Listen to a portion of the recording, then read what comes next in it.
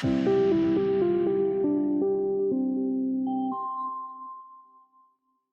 right. Well, good afternoon, everyone. My name is Matt Pfeiffer, and this is Conversations on Retail. We're so glad you're with us here today. It's a beautiful day in Northwest Arkansas, and out of respect for the folks that have arrived on time, we're going to go ahead and get started on time.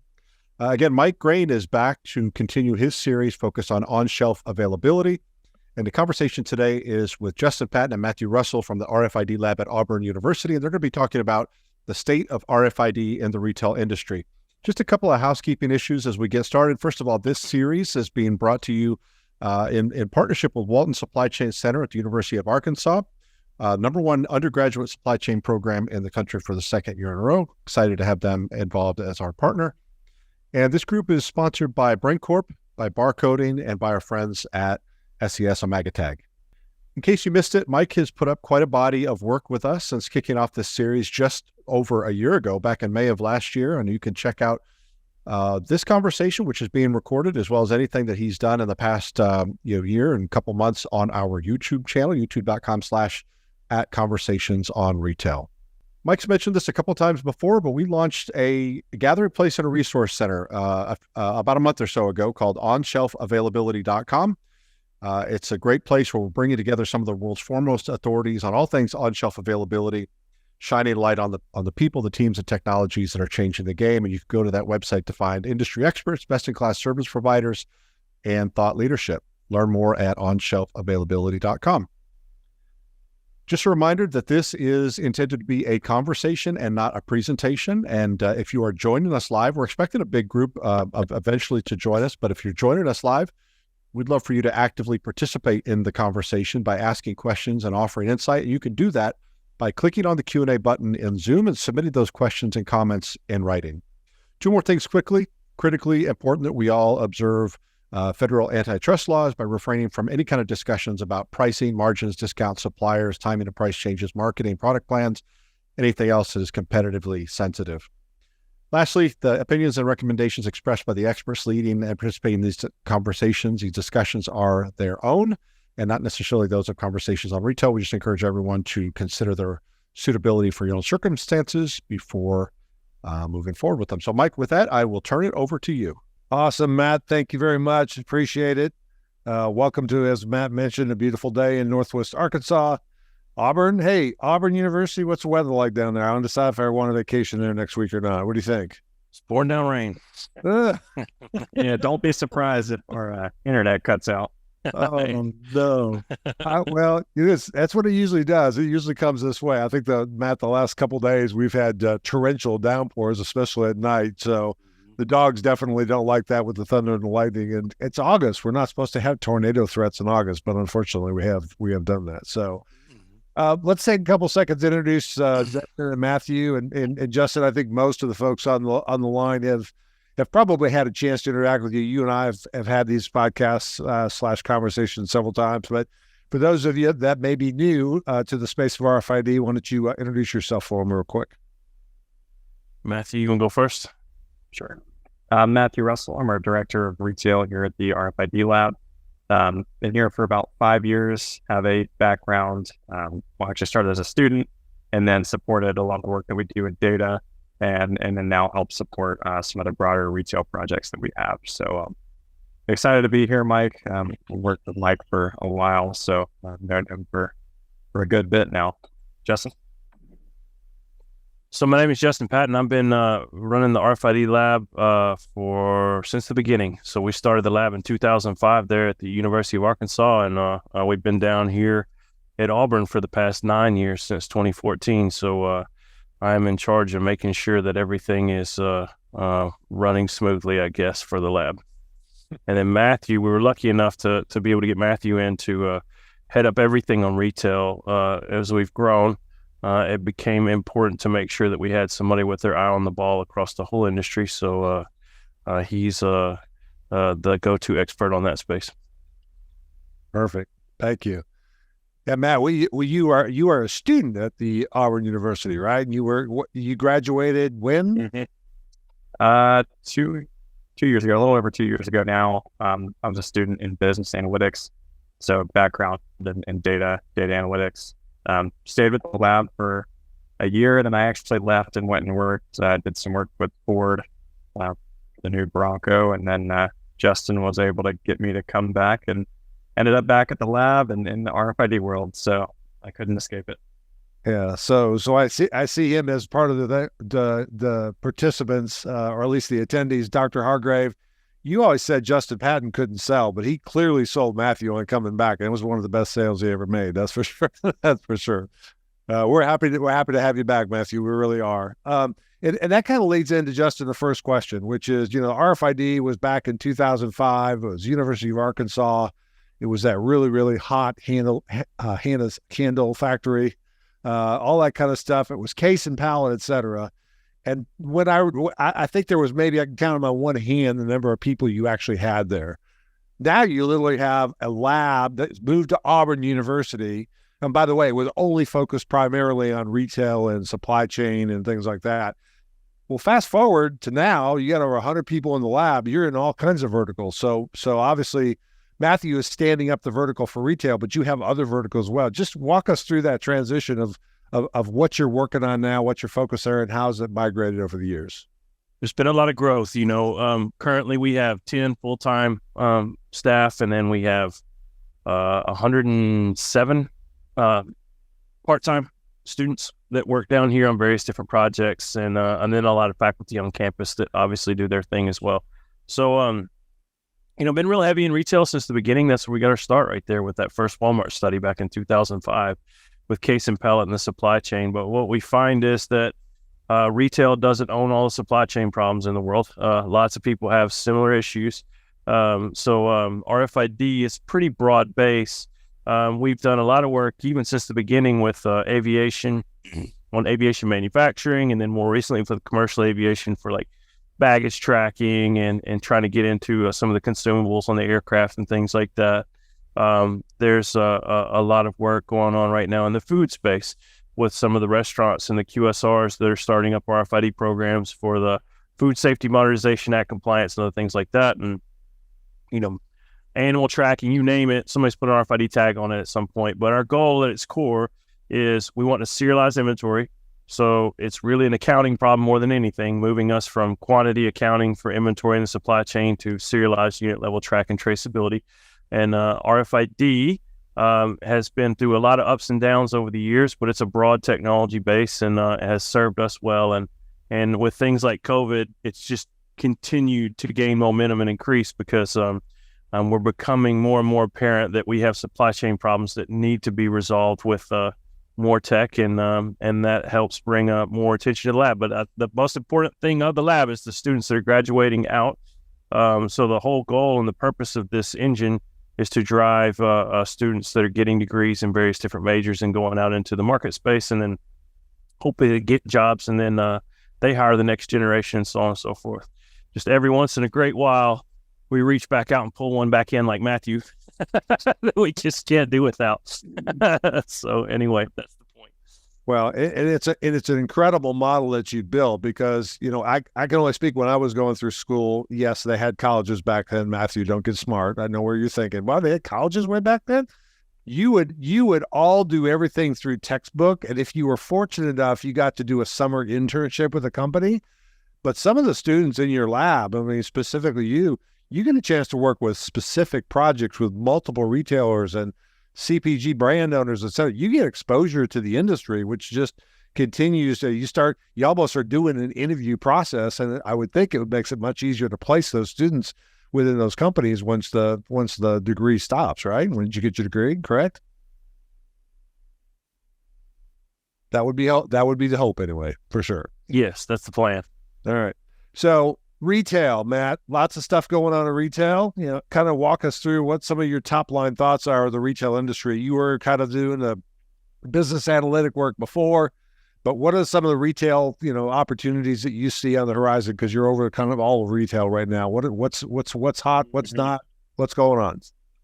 Yeah, I think, coming out of the pandemic, there was a lot of question what's going to happen to brick and mortar retail, right? Everything was very much focused on e-commerce and omni-channel and how do we get product out in the most effective way if customers aren't necessarily going back into stores. I think now we're definitely seeing that has switched. Like, we're pretty surprised by the amount of effort that's going into brick and mortar stores. A lot of new technologies, not just RFID, but also looking at computer vision, other radio technologies. I think there's a lot of effort that we're seeing being put into efficiencies in brick and mortar stores. And then on the RFID specific front, it's, it seems like almost every retailer now is just looking at RFID and sort of asking that question of, do we need to be doing this, or how do we do it?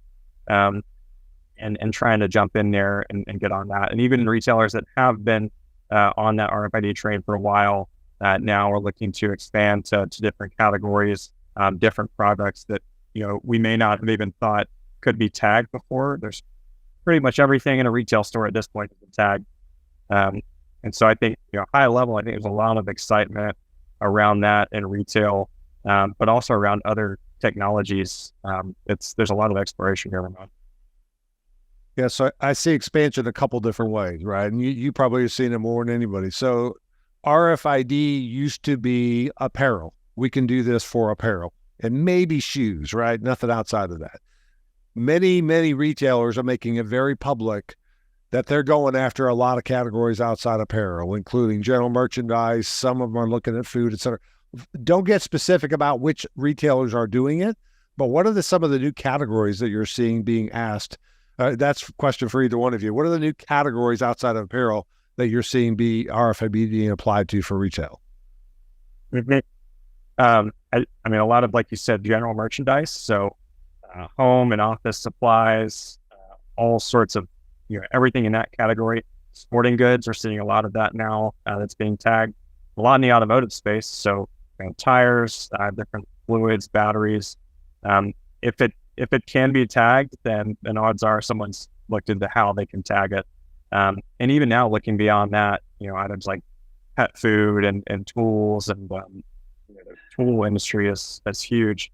There's a lot of interest there, I think, in tagging those types of items. So it's really broad. And you're right, it did start with apparel, but now it's sort of expanded out into just about everything that has potential. The interest typically tends to be based on a few different factors. One is substitutability. So if you have an inventory item with a low substitutability, like, for example, blue jeans, if they don't have your size, you can't buy another size because it doesn't work that way. Whereas ketchup may have a high substitutability because if they don't have, brand A, then you'll buy brand B. And then there's also a SKU complexity. So categories that have high SKU complexity, again, denim, there's a reason everybody starts with blue jeans. High SKU complexity, low substitutability, lots of inventory problems, people want to resolve it. These categories that are coming up now, the new factor that's being added in there is things like, as Matt mentioned, electronics and sporting goods. Those are heavily researched online and targeted purchase buys. So people don't just walk into a store and say, I'm looking for a new TV today. Typically, they've spent time, they know exactly what TV they want to get before they go down there and purchase it. So when people are sniping purchases like that in stores, it's very important that your inventory accuracy be really tight. So those, and I didn't really realize this, but sporting goods is right up there with electronics in terms of upfront research before people go buy things. So those areas have been heavily focused. Like probably the golden, the one that everybody wants that we're not quite there yet is cosmetics, because again, very low substitutability, very high SKU complexity, lots of pre-search before purchase, those type things. But yeah, that's been the kind of the growth path. Yeah. So I think that's very, very well said. And Matthew, I think I know what you'll answer this question, but when you think about a mass merchandiser like a Target or a Walmart, et cetera, do you see in your lifetime where everything in the store is going to be RFID tagged, including produce and canned vegetables, et cetera? Or is this going to be a particular technology that works for a certain type of product very well? And I think it's dependent on if the physics allows it, right? Yeah. There are physics limitations to tagging products, and at the end of the day, if something can't be tagged, then it probably won't be tagged. But if it can be tagged, I do expect, and in my lifetime, that it probably will be. Yep. And so as part of that, I guess my question is, what are the categories that are currently considered to be difficult to RFID tag because of the metal and liquid that you guys think a industry call to action with some of the tag providers looks like help? I mean, for example, I know one of the ones that I've heard about before is cans of paint. How do you tag cans of paint when they're metal cans and there's liquid inside, et cetera? So that may be one example. Do you have other, Justin, you just mentioned cosmetics. I've heard that as well. That's really important, but you can't put a great big tag on a thing of lipstick because the aesthetics don't work out very well. What are the categories you are trying to push the industry a little bit, specifically tag providers, to come up with a form factor that will work? So, I mean, you kind of hit the nail on the head there. Anything with a lot of metal in it can be a challenge. Anything with water in it can be a challenge. And typically, even then, we've still overcome a lot of those with tagging. Then you have to worry about context, right? Because it's one thing to read like that can of paint example. If I've just got one of them sitting in front of me on a shelf and I'm trying to scan it with a handheld, it's a very different scenario if you have 12 of them in a box with all kinds of other stuff around it in that box that is also metal and liquid that is interfering with that signal. So I think really the biggest concern up till now for RFID tagging has been the size of the tags and the size of the inlays, because everybody wants little tiny tags. So we still are working through some physics on what you're attaching things to, but I think that making sure that you can get them down to an appropriate size so it doesn't require a big packaging change has been the most difficult. I mean, there's a few categories too that just continue to surprise. Candles has been really hard. Because I don't know why the physics are very inconsistent for candles when it comes to RF waves. Who would have guessed? I mean, if you had said, hey, pick all the stuff in GM in this store. I mean, we've been around RF for a long time, but every once in a while, something will just throw you a curveball and you just don't know. So, one thing that was another weird one we saw in the past was those a little microwavable, like ravioli bowls or whatever. You put a tag on facing the antenna, it doesn't read so good. You flip it around on the back so that it's away from the antenna, it works great. Who knows? But a lot of the stuff, especially things with cardboard boxes and packaging, even the stuff with foil linings and stuff like that, it's not so bad anymore. So, I think part of this too, Mike, is the important question is there's a difference between the physics being worked out and saying, hey, here's where you can put tags on a box. And then somebody going through and doing the industrial the industrial engineers, they have to set up how are they going to put the tags on these things if it's a slightly new packaging production design. And that's where we really leverage the product manufacturers themselves and then also their label and packaging partners to get that done. So they're getting it done. They're getting there. Awesome. I've actually got a good friend of mine from Fuji Films who's on the call. He actually asked me a question, which is it's kind of a comment. Our installed film for the Fuji film are currently out of scope, but they're high theft, and unfortunately they're out of scope per Auburn. So what is it about the contents inside the box with Fuji film? I'm assuming it's the aluminum foil inside the box that makes it a particularly difficult category. Is that correct? I'm not sure if all film is out of scope for all of the current retail projects. Okay. Film in the past is kind of like printer ink. It typically has a little foil pouch on the inside. It's not as bad as it used to be. We could put some cardboard. Typically, there's some type of a cardboard outer box or case or something around there as well. Some of it may have to do with the case pack too when they put things together. Usually there's some type of resolution. Depending on the shelf cap configuration, if it's retail on sales floor, if somebody's looking for it from supply chain for claims compliance or something like that too. But you typically want, it's a size of inlay, type of inlay type situation. Gotcha. So one of the things I want to do is kind of transition, and Dan, I got your question on the sensormatic tags. I'm going to kind of come around to that because that'll come up here in a second. I'm responding to a question I've got. So that's the category roadmap. Sounds like things like general merchandise for sure. The whole cosmetic space is an opportunity. Justin, you just mentioned RFID in the food industry, both quick service restaurants, but grocery retailers are going to start to look at leveraging RFID for aging inventory and markdowns and stuff like that. So that's the category growth. I don't think it's ever going to be the entire box, my personal opinion, but I think it's going to be to continue to grow and be kind of the first solution that people think about.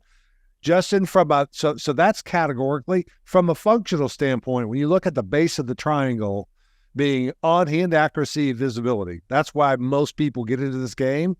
But there's a whole bunch of other things that you can do with it, all the way to the future vision is seamless checkout. I remember in the 70s, that IBM commercial that still was really, really hard because we still don't know how to do that, right? Pick up stuff and walk out the store and it takes it out of your credit card. So what is that hierarchy? So if Matthew just walked through the category expansion, what are those business uses like shrink and asset protection and things like that you're seeing that the retailers are asking for?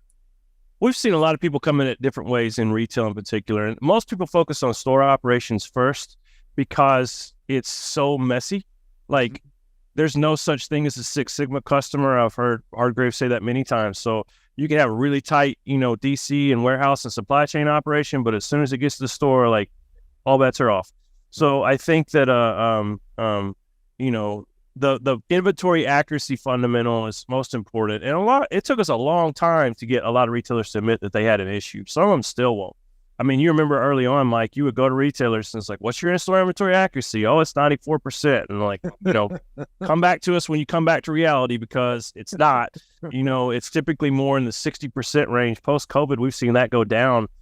Generally, it hovers around the 50 to 55% range for most retailers. And that's not just apparel, that's across the board. It's pretty terrible.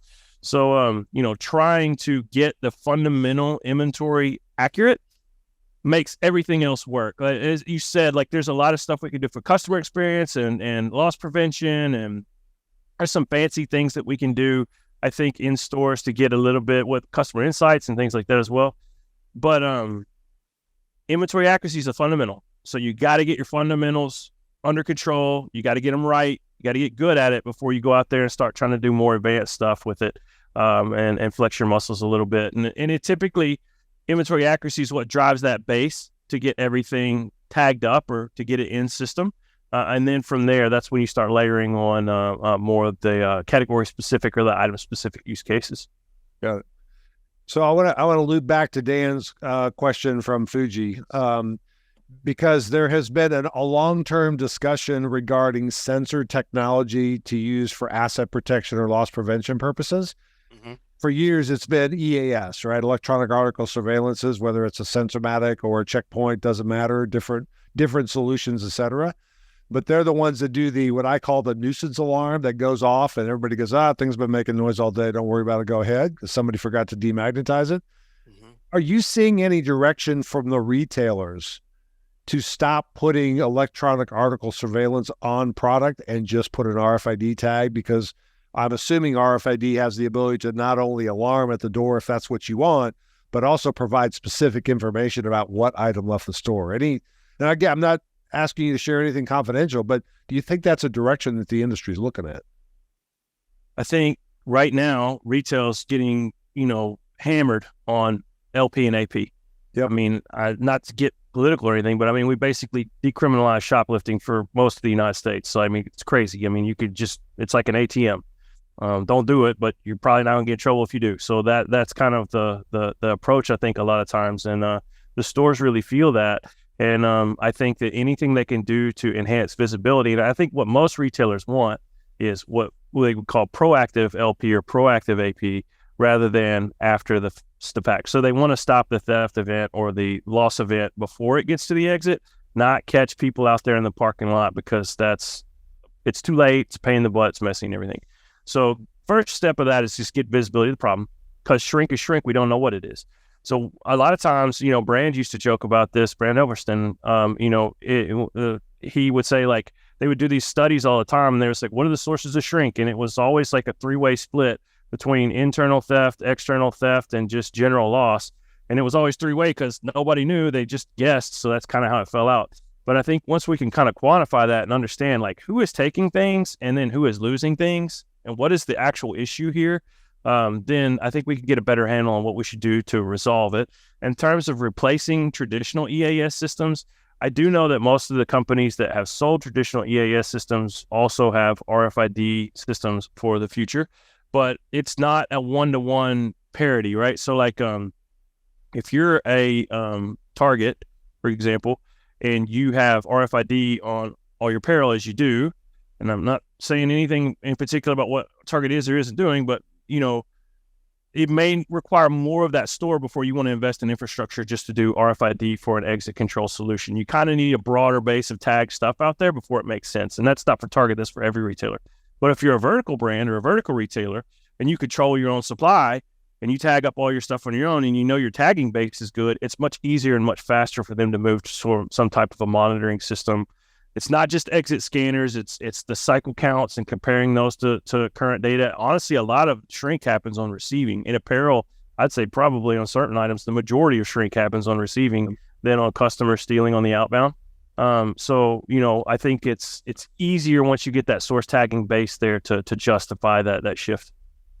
Yeah, I would agree with everything you said. Here's the one thing that I would like to build on, and hopefully the industry hears this.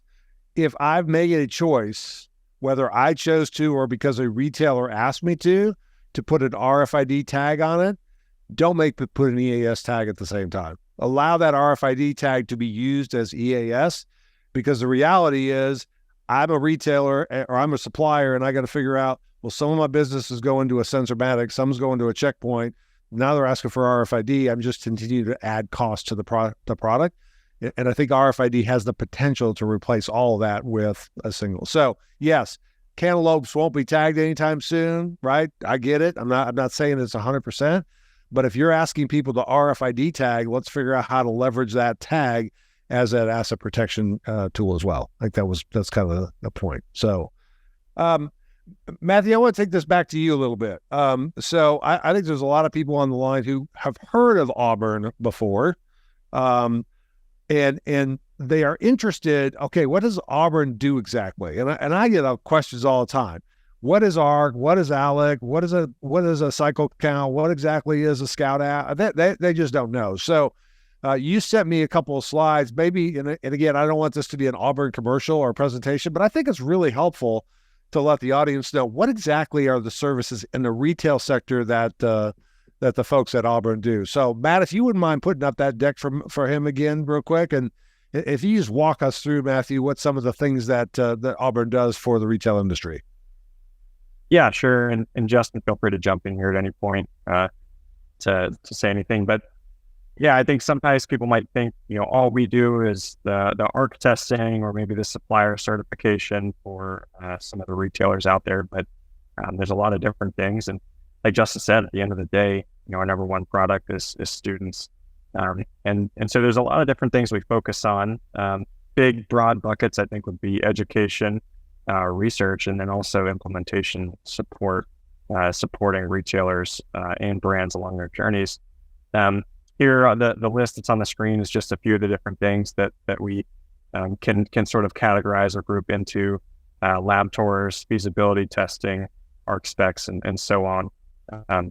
I don't want to go down the list there, but maybe jump on to the next slide and then take a look at some of these. So one of the bigger things that we do is called the ARC program. And what that is tag certification. So RFID inlay certification, making sure that they meet what we call a spec requirement. So given a certain scenario, that tag will perform to the expected performance threshold. And so, for example, if we have a retail store and we have apparel and we've designated, hey, for all of our t-shirts, we want them to have an RFID tag that meets a certain read requirement, then we'll test the RFID tags, the inlays, and make sure that they meet that standard. And then we'll group them into what we call specs. And we use those specs to assign to different products for a given scenario. So here's an example on the screen. It's spec N. There'd be a list of tags. And then if your retailer has a playbook, it says, hey, for all of these products, you have to use spec N, then you can go choose from that list. And then you have confidence that tag or that inlay will read to that rate. So that's a lot of what we do here at the lab. You can see that photo there is what we call the chamber. So that's where we benchmark and test the tags for different read environments. And we can really standardize that. All the foam prevents any outside interference and creates a clean test environment there. Go to the next slide. So another big part of what we do is called the ALEC program. And that really grew out of a need for retailers to establish confidence that when their suppliers are tagging, that they're doing it the right way. So all that is just a sample or a validation program where a supplier would send in samples, and then we test it to make sure it meets a retailer's requirement. So it's encoded correctly, they're using the right tag, it's the right spec, it's in the right location, and then the sizing and all of that. So we do that for a lot of suppliers. Most major retailers that are using RFID go through that program, and it really helps build confidence in all the programs that are out there, because if a retailer is not confident that their suppliers are tagging correctly, then we can't trust the data. Then at the end of the day, it's not going to work. We do see some for new brands. Like a lot of times brands will look at this and say, why do I have to do this? It's like, it's really more of a help them out to make sure that they don't make a mistake. Because what you don't want to do, the worst case is you go out there and you put RFID tags on 5 million units and then you ship them and they're wrong. Okay. Because fixing that is not just changing wording on a website. Like you have to pull units out of the supply chain, and it may be a 4 or 5 or 6 month supply chain to pull all that stuff back out through there. So what we wanted to do is give people a chance to check on the front end. And most people are pretty good at it. We find that if it's a brand new category, it's people that are brand new to RFID, less than 10% of them will make, errors the first time around, but 10% is too high if we're trying to get, good inventory accuracy. We would rather find out quickly and easily in the less painful way before people make a very expensive belly flop. Yep. Awesome. Next slide. Matthew, just real quick on that one. This looks like a little bit of an edge case here, but Dan from Fujifilm said you wanted to set a high quality image and video of the product, and I think they took it literally and they sent you a 50 megabyte file and it crashed everything. So the FYI, you might want to think about that. This is an edge case. We don't have to work it here, but that was a comment that Dan made. I want to make sure we got on your radar. Got it. Yeah, Dan, you can reach out to the ALEC email or the contact form, and they'll help you out with that. Yep. Awesome. And we also have office hours now too, Matthew. Don't forget about that. Yeah, we do. So if there's any suppliers on the call or anyone that's interested in the ALEC side of things, we do have office hours, Q&As, and I think the link can be found in your retailer's playbook if they're using the ALEC program. Is it like the office hours of professors? I'll be there from 1:15 to 1:19. You may ask me anything you want. Is that one of those concepts? Exactly what it is. Exactly what it is. The volume is real high. Like we're there's a few thousand things that come through there a week, and there's a lot of questions, and we try to answer everybody's questions as best we could. But we found out that the volume was high, and some of these are a little complex, and we were trying to find a way to communicate more directly with people rather than just answering emails back and forth. So that's what we set up the office hours. It's awesome. Yep. I think that's been a huge help. It's easier than going back and forth on email. Yep. Awesome.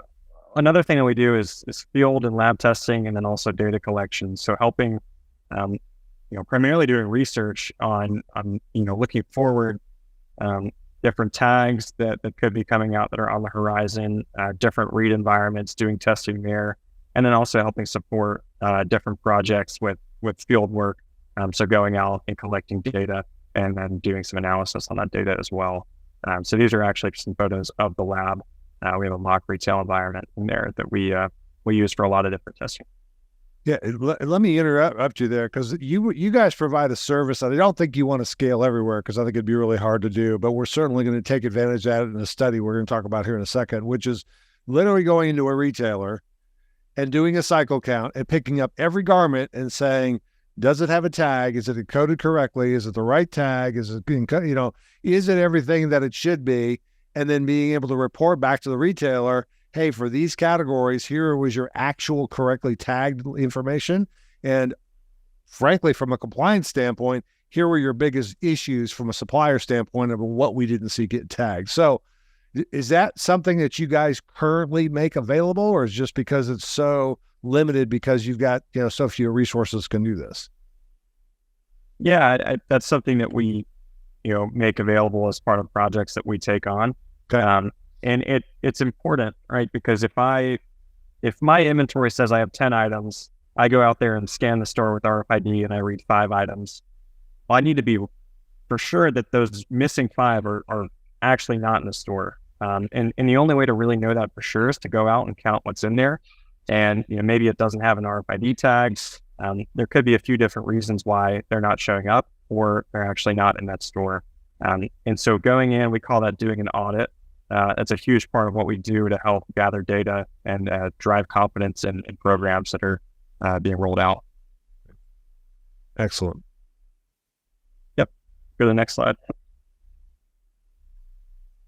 So another thing that we spend a lot of time on is lab demos, and then also kind of hand-in-hand test space there. But we really do want to show people what RFID is, how it works, then what are some of the different use cases that it can be used for. So we have a lot of different groups that come to the lab and offer tours as educational thing where they can learn about RFID, active tags and passive tags, and then really have a conversation to see how it might work for them. So anyone on the call, if you are interested in coming to the lab and want to see it in person, we offer tours and we do those all the time. So feel free to reach out to us. All right, next slide. I think this is the last one here, but a huge part of what we do too is data analysis. And we have a whole team of students that work on that, both to support existing projects and then also from the research side of, what does the future of supply chain data transfer and data capture look like, especially with RFID. And these are some examples of projects and things that the team has worked on. The one on the left there that looks a little bit like a Petri dish or something, we call that the bubble viz. But that's really a way to visualize inventory in a store in the truest way that we can. Because we say, if I'm 50% accurate, that may not be intuitive as far as what that means. I think there's a few different ways that we can define inventory accuracy. And so we wanted to create a way to look at each SKU, look at the magnitude of that SKU, and then also look at whether it's accurate or not from an inventory perspective. So that's something that the team is currently working on and developing. And then also there on the right, just some charts, looking at RFID that's coming in and sources of shrink. And, we do all sorts of stuff and really explore a lot of different aspects of inventory accuracy. Justin, anything to add? No, Mike, you really helped us out on that sources of shrink stuff from the beginning, and that's a key one. Making sure that we can know what's coming in, what's going out. It's very quick, interesting example. One of the things we saw in a retailer was like packages of T-shirts. We're looking at like 4 packs of white T-shirts.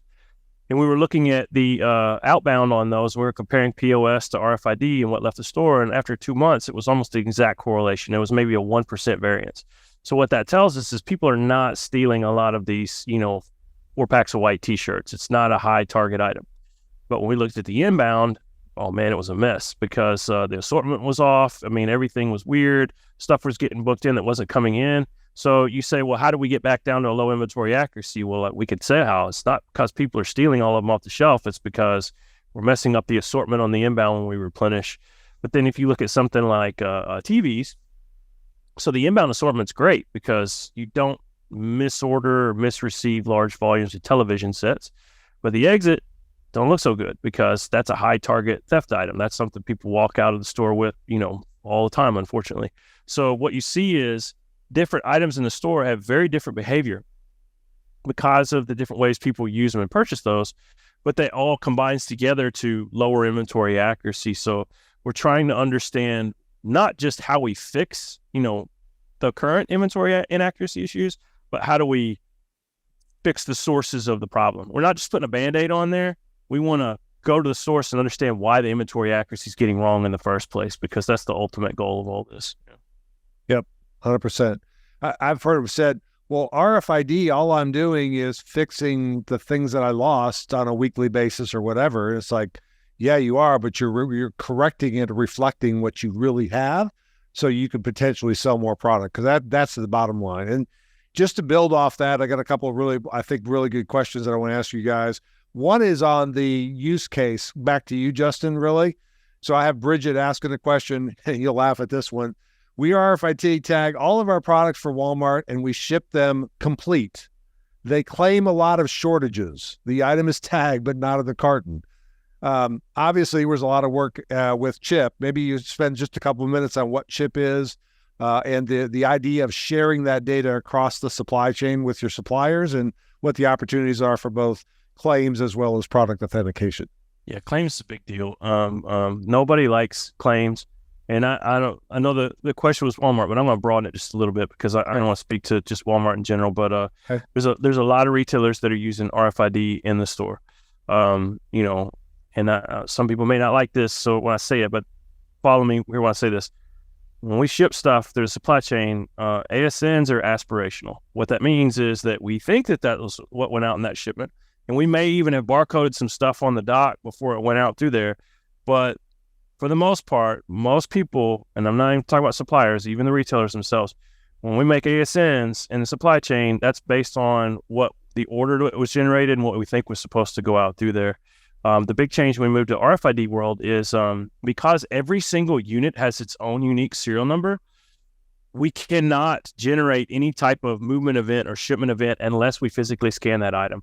So what that means is we have to have a confirmed scan on receipt of that item for there to even be a transition in the supply chain. And that's very powerful because what that means is if you make any, item movement transition or data transition into a confirmed transition, that's there's not much room for error there. Like if something disappears between this dock door and the next one, well, you know where it went. So we know where to go look for it. The problem there, though, is, Mike, is that is an exponentially greater amount of data, and the responsibility for data handling there is much, much higher. So it's non-trivial. I mean, we can put RFID tags on and scan them on the store shelf and then update on-hand quantities all day long. That's no problem. But being able to compare what's happening point to point and trace that all the way through is quite challenging. And I think that, that's what the chip project was that you mentioned, is how we put systems in place to where we can trust and transfer that data from partner to partner in the full supply chain. And we're not quite there yet. Honestly, the biggest part of the problem with RFID is not the physics issues. And we said this earlier in the conversation, this is all an accounting problem, right? So this is all about how do we move from quantity level, SKU level accounting into serialized unit level accounting for full supply chain traceability. And that's probably one of the biggest IT changes that we've had in retail and supply chain since people started using computer databases in the 80s. That's going to take a long time to do. It's going to be huge. So that's where we're heading. Yeah. Bridget, and I'm not sure if you understand the technology he just mentioned, but today we have an item. I got this item right here. It has a UPC, and the store says I have a quantity of 5. In the future, this has a UPC of whatever, and I've got serial number 1, 2, 3, 4, 5. So each one, almost like the VIN number in your car, you have a unique serial number for every selling unit. The future potential is when you put your items in a box headed to Walmart or any other retailer, you know the exact serial number of every one that you put it in the box. When they receive it and they read those tags. If they got them all, you're good. And if you didn't get them all, go, when they left our shipment facility, they were all there. So you need to check with your shipper because we have actual proof that it was there. That's the whole opportunity for claims elimination, right? Completely different question, but I think it's an important. JW from Barcoding is asking, are there opportunities for solution providers to partner with Auburn when working with customers who are responding for supplier compliance? They're looking for ways to strengthen industry alignment and increase adoption and successful implementation for organizations that want to take on RFID off of their internal organizations. You guys already do that. You're already working on behalf, for the most part, of the retailers. Is there anything else that could be done? Is there any help that solution providers can provide? So yes, we do some of that. Well, we do partner with solution providers on a few different projects. Typically, we do that on a per project basis or directly with the suppliers themselves. And mainly that's a volume issue. There's just so many. I mean, if you talked about a pyramid earlier. When you talk about RFID tags, there's a few companies that make chips. There's quite a few more that make inlays. But when you get down to the label level, it's a vast sea of suppliers out there, and it's very hard to figure out who all those solution providers are and who their partner bases are and who they're working with on the retail side. So our goal as a lab, and this is what a strategy that we chose long ago, Dr. Hargrave chose this before us, is we focus on the end users. So we spend all of our time that we can making sure that the retailers and the retail brands have the tools that they need to grow and drive adoption. We partner with solution providers as much as possible to get there, but our focus has not been as much on developing tools or developing market. We don't do a lot of going out there and doing market analysis for solution providers or VC funds and things like that. We're focusing more on the end users themselves. So as much as we have partnership on projects with them on that, absolutely. But it's not a standalone project path normally for us. Gotcha. Now, when it comes to partnering solution providers with the actual Auburn lab, specifically potentially providing solutions for your lab, that you do. I mean, you believe you have sponsorship opportunities for solution providers if they want to become part of the Auburn lab, right? We do. We have an advisory board for the lab that we've had since the beginning. Mike, you've been on that thing for how long? A long time. So 20 years. It's 20 years. The advisory board has been, it's changed a lot, you know. The advisory board is truly an advisory board. So it's a group of companies that get together, and typically they're folks that are interested in industry development as a whole. There's a lot of competitors on there. But we do have opportunities for folks that partner on that advisory board especially for research projects and stuff. One of the biggest changes we've seen, and I think everybody has since COVID, is it used to be we would come together like 4 times a year and you'd have a big group for a room full of people, and it's almost like a little mini conference. Now it's a lot more challenging to facilitate collaboration and conversation, I think, sometimes, because Zoom meetings and stuff are awesome, but, you know, you don't get the side context, I think, a lot of times that you would from... There's things, especially the end users, cannot say that I hear this all the time. Like, I would be happy to say this in a room full of people, but I will never say this online because I don't know who's recording. So it's really kind of limited some of the sharing that we've seen as an industry. And I don't mean this in a bad way. I'm just saying that the board is changing. So there's definitely opportunities for that advisory board model. But we're always looking for folks who are interested in long-term growth and overall market development. Awesome. Perfect. And I'm going to put you on the spot a little bit. The next opportunity to actually meet, I believe, is going to be September 14th at Cape Canaveral. It's going to be both a aviation, aerospace, and retail. Maybe a shameless plug for that if anybody's interested in potentially attending that. Yeah, thanks, Mike. AeroID Summit. I think there's some spots left. So that's in the Kennedy Space Center. We're doing some work with NASA. The director of Deep Space Logistics is going to come speak. We got speakers from McDonald's and Walmart. We've got folks from Boeing. We got folks from Delta. I mean, it's a whole crew. So a lot of the problems that aviation and space are having translate immediately into opportunities for retail. As a public university, all this money that me and you and everybody else are investing as taxpayers into NASA is great. But like, if they're going to put RFID on the space station, which they have, the idea is to transfer that technology down here into use for warehouses and stores. So there's a little bit of a conversation about what they want, but then there's a lot of conversation about what's going to happen on the retail side. So if y'all are interested, come on. AeroIDSummit.com is the website. You can register. It's free to come. And I'd love to see y'all down there if you'd like to show up. Awesome. Perfect. I'm getting several questions on here that look like more like asset protection, return fraud, etc. Since a lot of questions, we don't have time to cover all of these, I'm afraid. I'm loving they're asking the questions. I'll do a shameless plug. The next Conversations on Retail that Matt and Pfeiffer and I are going to be doing is September the 6th. I can't remember what time it is, sometime in the morning, I think. It is going to be with, I think, the industry leader about RFID and asset protection, Joe Cole, and a guy by the name of Randy Dunn, who is with Zebra Corporation. So I would encourage you guys to sign up for that one. We're going to go deep, and it's going to be all things asset protection, loss prevention as it relates to RFID. Just so you know, I'm getting another question around. This is a RFID for retail, but they would be very interested in hearing more about RFID possibility in general contracting building for international retail. Specifically remodeling and reconstruction sites where GPS may not make sense, but RFID could. So plant that seed for what it's worth. We got about 5 minutes left. I want to be sensitive and make sure that we started on time and stop on time. We'll actually stop a couple minutes early.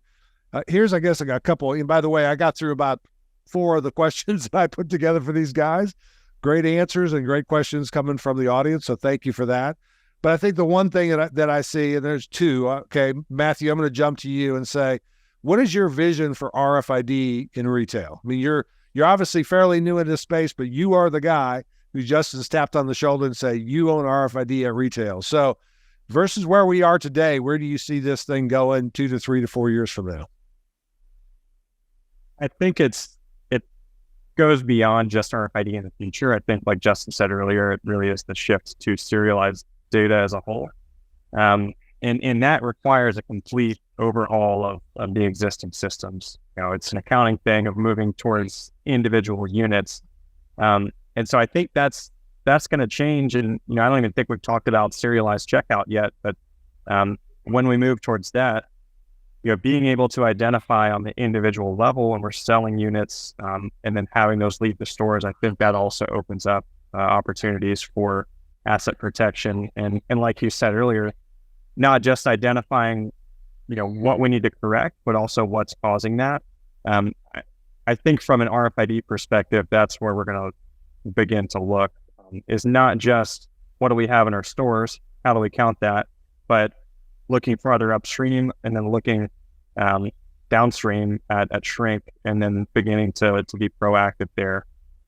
So from my end, that's where I feel like RFID is going to move, looking at fixed infrastructure solutions, looking at DCs, manufacturing, exits from stores, choke points there that we can capture and use more data rather than just, identifying what do we have in the store all the way at the end of the supply chain. All right, put you on the spot. Do you see a day where between RFID and computer vision, I can have a seamless checkout experience that doesn't make me go through a register? I hope so. I mean, I think it depends. Depends on the product. I think there's a lot of variables, but I know that there are a lot of retailers now that are working and looking at solutions like that. And I think we saw that start with Amazon, kind of lighting that fire with the Go stores. But now it's, there's plenty of retailers out there that I know are exploring different options like that. So, yeah, I mean, I wouldn't be surprised if it did become something in the future. Gotcha. Thank you. And question for you, Justin. Anything that I didn't ask that's hot on your mind when it comes to RFID retail? What did I not ask that I should have asked? I mean, what's the burning things that are going on in your hearing conversations? Again, no confidential data should be shared, but what are the things that are on people's minds that haven't come up in this conversation? The biggest topic in retail supply chain now in the future, and the biggest thing for RFID is 2D barcodes. Like the future of RFID, weird as it is to say, is 2D barcode or 2D data matrix. We are about to, as an industry, whether everybody wants to or not, shift to serialized unit level tracking at the barcode for checkout. UPC barcodes, the 1D barcodes, G10s are on their way out. And we've already seen a few retailers get there. You got some folks like H&M, Adidas, and Nike, and some of the others that are really pushing that way. But GS1 has a major initiative for 2027 to try to get everybody over there. A lot of the retailers have already done national studies on whether they have imagers that are capable of capturing a 2D barcode or 2D data matrix for checkout systems. And for brands and brand manufacturers, that's a big responsibility shift. It's not just RFID tags on these things that are serialized. They will have to put a serialized barcode on all those units, and it will be reconciled back with the RFID tags on there. We've already been down this road with some other industries like aviation. And that is going to be, on the retailer side, it is a massive change in their data handling. I mean, you're talking about restructuring the entire inventory management systems of all of their warehouses, all of their retail stores. The smaller retailers are going to be a little bit more flexible and agile, and I think they're going to get there faster. The bigger retailers, it's going to take them a while. So if you're working for a retailer brand and you do not have a team already in place that's focused on serialized inventory or 2D barcodes, or at least one person, I would be very concerned, because you're about to get left behind, because what happens is once we move to those serialized accounting systems, all the rest of this stuff just becomes easy. The biggest problem that we have in retail is the approximations that happen when we move to quantity accounting. Yeah. That changes the annual financial auditing. It changes the cycle count process. It changes the claims conversation, shrink, everything. Like we won't even recognize what retail supply chain as an industry looks like in 10 to 15 years. And that's the thing that's the most exciting to be a part of. But it's all, IT and accounting at this point, just making sure they get their stuff ready and get it in place. But it's weird after 15 or 18, almost 20 years, the future of RFID is barcode, but it is. That's where it's going. Well, two things for you real quick. Number one, we did a podcast with Synthel, who's part of the RFID Lab, and Myron Burke, and I think Jonathan Greger from GS1. It's out there on the Conversations of Retail site. And the name of it was the ID in RFID, because the ID is the data part, and it can be radio frequency identification or it could be a barcode. It doesn't have to be. And so it's the serialized portion. Go back and check that out if you're interested. And the second thing is the procedure or the direction that GS1 has taken. Just Google Sunset 2027. That's the acronym that they've used, and that will help to provide people that information. Maybe Justin, we ought to get on. What did I say wrong? Sunrise. Sunrise. So I did the same thing. Oh, they get so annoyed. I called it Sunset 2027. And I was like, no, we're not sunsetting. We're sunrising. It's a optimist pessimist thing. Okay, so I just made the GS1 marketing people mad, but they'll get over it. Yeah, it's the same idea though. It's actually everything is going to be serialized item, whether it's RFID or not. Maybe Justin, you and I and Jonathan jump on a podcast at some point in time to help the industry out. Well, I'm going to wrap this thing up. We got about 4 minutes left. Just Matthew, thank you. Welcome. You're going to take this farther than we've been able to take it in the 20 years. When you finish out your career, you'll be able to say, I remember talking about Justin and with Mike about, maybe one of these days we could use this for asset protection purposes. So you're coming in just at the right time. We appreciate that. And Justin, just for you and I have been working together for 20 years. It has been fun. It has been challenging, but there's never been a boring moment. There's always stuff going on in this space. And I appreciate your friendship, and I appreciate that. The one thing I did want to mention, we are going to be kicking off an on-hand accuracy study. I want to do a shameless plug. Justin is working with Matthew and what I call the academic dream team, Dr. Bill Hargrave from the University of Memphis, Dr. Glenn Ritchie from supply chain at Auburn, and Dr. Matt Waller from the University of Arkansas. We're going to go work with some retailers to be announced yet to measure the impact of on-hand accuracy to sales. Very specifically, if I change my on-hand from 55 to 60, what is the impact of sales? Because everybody assumes it's a good thing, but I don't think we have any empirical evidence. So just more to follow on that. But Justin, Matthew, thank you very much for your time. Y'all have a great weekend, safe drive to Atlanta, and thank you, everybody, for participating in today's call. Thanks. Hey, thanks, Mike. Thank you, Mike.